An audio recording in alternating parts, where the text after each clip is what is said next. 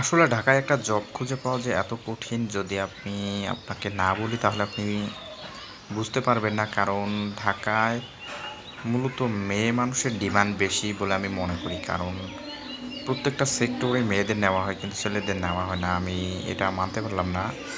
তাই দেখেন আমি সবসময় অল টাইম প্রায় আমি শুয়ে বসে কাটাই। এর কারণ আমি কয়েকদিন জব খুঁজতে গেছি কিন্তু ছেলেদের পরে আনি দেবো আম্মু, পরে আনি দেবো তোমাক।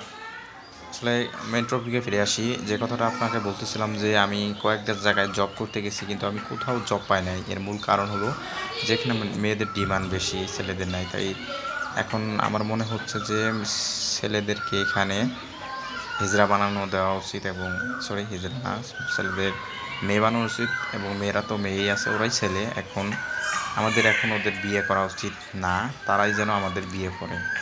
এটা আমার মেইন কথা। কারণ আমি এরকম আল্টিমেট আমি কোনো জায়গায় দেখি নাই। এটা শুধু এই ঢাকা শহরেই মনে হয় এরকম হয়ে থাকে।